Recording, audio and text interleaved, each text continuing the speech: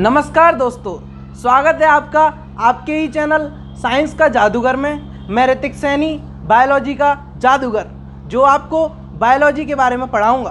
तो बायोलॉजी लिखा हुआ है बॉटनी, जूलॉजी, प्लांट्स, एनिमल। इसका मतलब क्या है?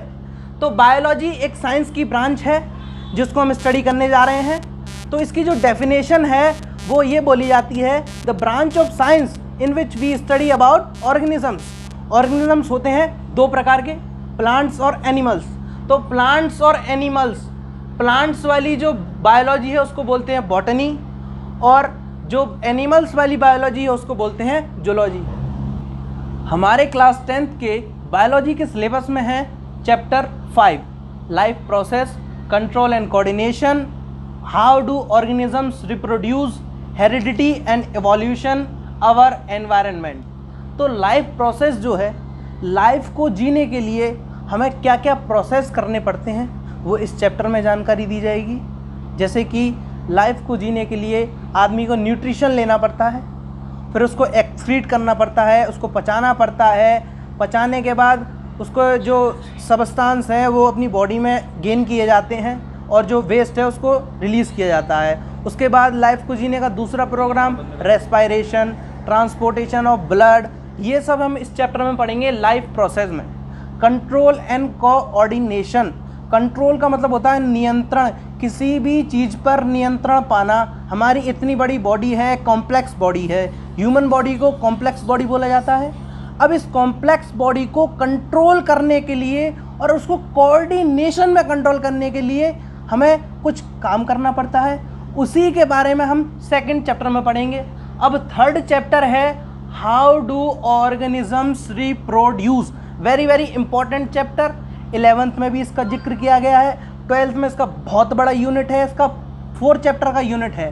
तो हाउ डू ऑर्गेनिजम्स रिप्रोड्यूस जो लिखा है हम इसी से ही समझ सकते हैं कि ऑर्गेनिज्म रिप्रोड्यूस कैसे कर सकता है। री का मतलब दोबारा, प्रोड्यूस यानी कि बना सकता है, अपना जैसा कॉपी, एग्जैक्ट कॉपी कैसे बना सकता है, किस किस तरीके से बना सकता है, कैसे बनता है, क्या प्रोसेस है उसका, हम उस बात को इस चैप्टर में पढ़ेंगे, how do organisms reproduce. Okay, तो अगला चैप्टर है chapter number 4, heredity and evolution.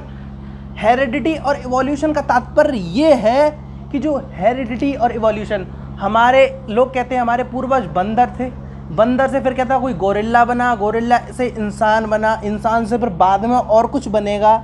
ये सारा जो डिवाइडेशन है उस डिवाइडेशन को हम यहाँ पढ़ेंगे, हेरिडिटी एंड इवोल्यूशन। हमारे अंदर चेंज क्या हुए, लोग कहते हैं हमारे अंदर पहले टेल थी या नहीं थी, वो उस बात का सत्य हम यहाँ निकालेंगे, heredity and evolution. Okay, next chapter है our environment. Very very important chapter.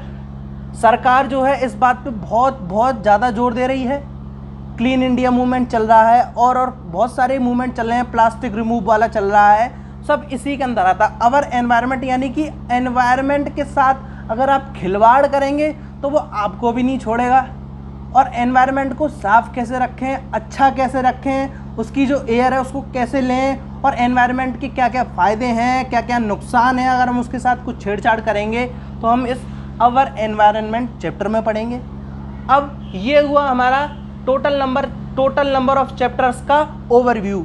अगले लेक्चर में हम देखेंगे लाइफ प्रोसेस का पहला लेक्चर, जिसमें हम पढ़ेंगे लाइफ प्रोसेस, और हमारा पहला टॉपिक है न्यूट्रिशन।